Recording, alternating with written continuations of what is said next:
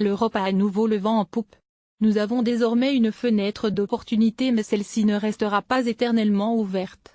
Faisons le maximum pour saisir cette dynamique, a lancé Jean-Claude Juncker dès l'introduction de son discours annuel sur l'état de l'Union, à Strasbourg, ce 13 septembre. Le patron de l'exécutif européen a voulu laisser derrière lui, en cette rentrée 2017, la crise existentielle de l'Union européenne, UE, qu'il évoquait un an plus tôt.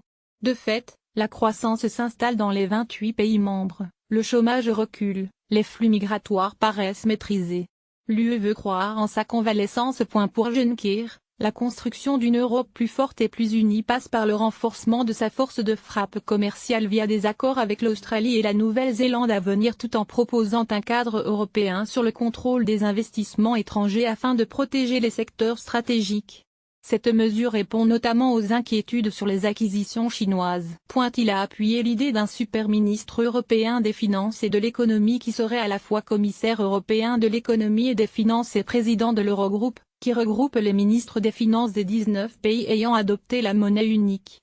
L'euro, pour le chef de l'exécutif européen, a pour destin, à terme, d'être adopté par la quasi-totalité des États membres. Deux poumons européens, et Weston se gardant bien de citer quiconque. Jean-Claude Juncker a rappelé que le droit et la loi doivent être garantis par une justice indépendante.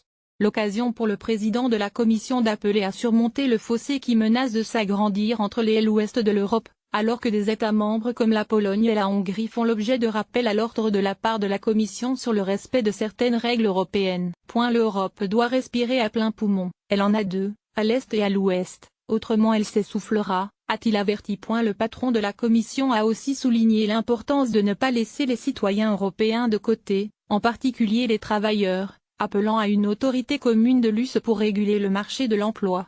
Dans une union entre égaux, il ne peut y avoir de travailleurs de deuxième classe, a plaidé Jean-Claude Juncker. Ceux qui effectuent le même travail au même endroit doivent pouvoir obtenir le même salaire. Plus d'un an après le séisme du référendum sur le Brexit, il n'a en revanche que très brièvement évoqué le retrait annoncé du Royaume-Uni. Nous devons respecter la volonté du peuple britannique, mais nous avancerons parce que le Brexit n'est pas tout, parce que le Brexit n'est pas l'avenir de l'Europe, a-t-il déclaré. Avec AFP.